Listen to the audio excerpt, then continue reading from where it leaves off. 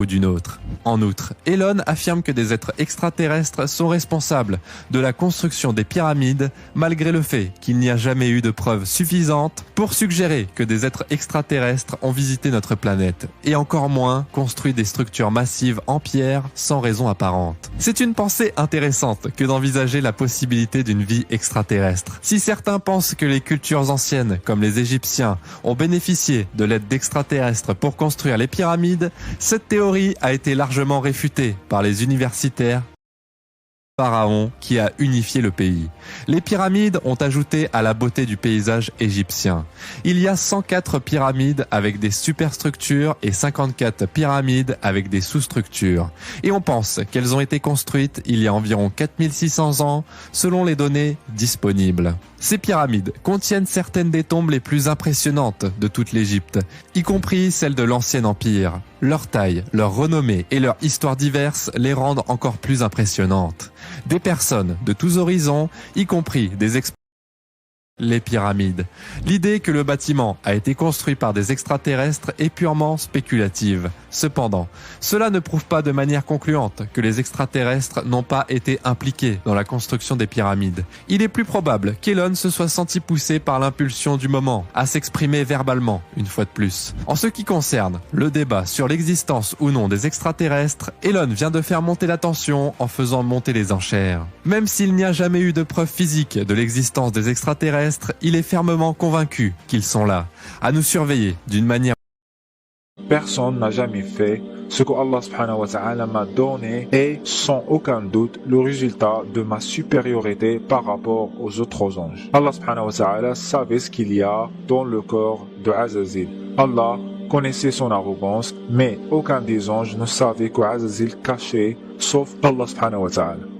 Allah va écrire sur chaque coin du paradis, que ce soit une porte, un rocher, etc., une phrase déshonorant et maudissant Azazil. Bien sûr, à cette époque, personne ne parlait d'Iblis. Il vivait au paradis et il était un croyant très dévoué.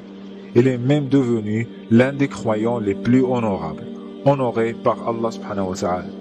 Iblis ou Azazil était connu comme le plus savant entre eux, c'est-à-dire les anges. Et il était le meilleur croyant, en vénérant et adorant Allah subhanahu wa ta'ala plus que tous les anges. Azazil a été récompensé par avoir le pouvoir de gouverner les cieux et la terre, assigné par Allah subhanahu wa ta'ala bien sûr. À cause de ce pouvoir, Azazil devient arrogant et un jour il disait « J'ai fait ce que nécessaire pour faire des pyramides une réalité.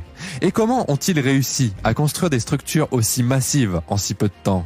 Plus on essaie de trouver des réponses à ces questions, plus elles deviennent mystérieuses. La majorité des hypothèses concernant la construction et la technique de l'édifice sont centrées sur le concept selon lequel d'énormes blocs de dôme ont été taillés dans des carrières avec des ciseaux en cuivre. Puis ces blocs ont été traînés et soulevés en position. Le principal point de désaccord porte sur les procédures utilisées pour déplacer et remettre les pierres en place. Il y a aussi eu des débats sur la main-d'œuvre impliquée et diverses autres discussions. Les Grecs anciens, qui ont vu les pyramides des siècles après leur construction, pensaient que le travail forcé avait été utilisé pour les construire. Cependant, les archéologues ont conclu que des dizaines de milliers d'ouvriers qualifiés ont campé près des pyramides et ont travaillé jusqu'à leur achèvement, soit contre un paiement, soit comme une forme d'impôt. Des théories logiques et illogiques ont été avancées sur la construction des pyramides depuis la découverte d'un cimetière d'ouvriers en 1900. D'une réflexion et d'une préparation minutieuse. La plupart des experts s'accordent à dire qu'il ne s'agit pas d'une découverte révolutionnaire, mais plutôt de l'application d'une théorie et d'une méthodologie scientifique solide. Connaître les pyramides égyptiennes est une chose, mais comprendre comment elles ont été construites en est une autre. C'est pourquoi la construction de ces édifices reste un mystère à ce jour. Mais alors, où les hommes de l'Antiquité, entre 2550 et 2490 avant Jésus-Christ, ont-ils trouvé les connaissances, la technologie et les concepts des pyramides a dérouté les experts en sciences, en ingénierie et en architecture en raison de la qualité supérieure des matériaux utilisés et de la précision de la planification. Il est évident qu'un soin et un effort considérables ont été apportés à chaque aspect de leur création. Des plans au bâtiment lui-même en passant par les matériaux utilisés.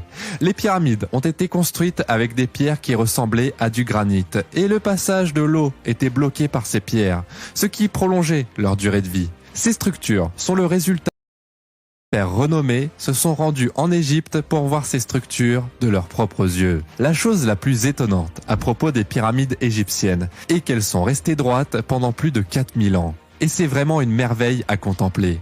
Ces structures énormes, autoportantes et immédiatement reconnaissables sont bien plus que ce que l'on pourrait croire. Les pyramides ont en fait résisté à l'épreuve du temps. Il est difficile d'imaginer que quelqu'un puisse construire aujourd'hui quelque chose qui puisse durer les 5000 prochaines années. Et malgré leur grande popularité, nous savons très peu de choses sur elles.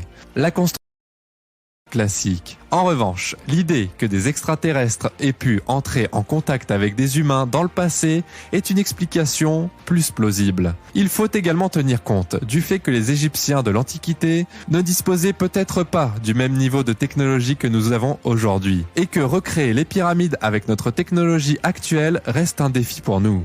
Qu'en pensez-vous? Partagez vos réflexions dans la section des commentaires ci-dessous. Quoi qu'il en soit, merci d'avoir regardé cette vidéo et n'oubliez pas de vous abonner avec toutes les notifications activées pour ne rien rater des dernières nouvelles d'Elon. Que vous pouvez regarder. On parcourt cette vie courte sans penser à ce qu'il est arrivé à Adam, Iblis et Soumia, le père des djinns. Alors que ces histoires sont très importantes dans notre religion islamique. Avant de commencer, merci de consulter notre Patreon et supporter la chaîne. Et n'oubliez pas de faire un like et de s'abonner à la chaîne. Avant la création d'Adam, Allah subhanahu wa ta'ala a créé Soumia. Soumia était le père des djinns. D'une façon similaire, Adam est le père des êtres humains. Cette histoire s'étend et remonte à la période précédant la rivalité en fait lui. Voilà à quel point Azazil était très arrogant. Donc Azazil a été expulsé du paradis par Allah subhanahu wa ta'ala et il n'a jamais oublié ça. Azazil, Iblis, était déterminé de se venger d'Allah subhanahu wa ta'ala. Afin d'achever ça, il va décider de séduire Adam alayhi salatu wassalam et sa femme Hawa. Il n'a cessé d'essayer jusqu'à ce qu'il va convaincre Adam et Hawa de manger le fruit depuis l'arbre interdit à eux par Allah subhanahu wa ta'ala. Afin de séduire Adam, Iblis lui a montré. Ainsi, les djinns ont été les premiers à vénérer et adorer Allah subhanahu wa ta'ala sur terre. Soumia croyait en Allah, bien sûr, mais après la mort de Soumia, le père des djinns, un groupe de djinns a pris le pouvoir. Et au lieu de suivre le chemin de Soumia, ils ont décidé de ne pas continuer à vénérer et adorer Allah subhanahu wa ta'ala. Et ils ont corrompu la terre. En versant du sang entre eux, Allah subhanahu wa ta'ala voulait mettre fin à cette anarchie. Allah ordonnera une armée d'anges d'envahir la terre et de détruire le mal et de punir les djinns pour ce qu'ils ont fait, incluant leur Adam et Iblis. En fait, Soumia était créé avant Iblis et avant Adam.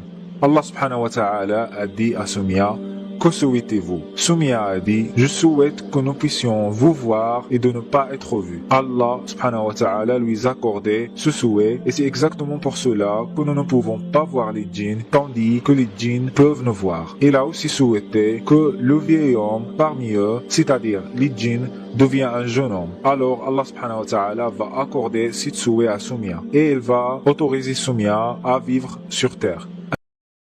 Iblis, c'est un nouveau nom, un nom maudit spécifiquement créé par Allah subhanahu wa ta'ala pour Azazil, résultat de son arrogance. Dans un endroit du paradis, Allah subhanahu wa ta'ala a écrit: j'ai un serviteur parmi les proches, je lui ordonne et il ne se conforme pas à mes ordres. Il désobéit, alors je l'expulse de la porte et le maudit, et je fais de son obéissance et de son travail des déchets dispersés. Iblis, ce serviteur inconnu, a été maudit pour 1000 ans. Azazil n'était pas le seul à voir cela.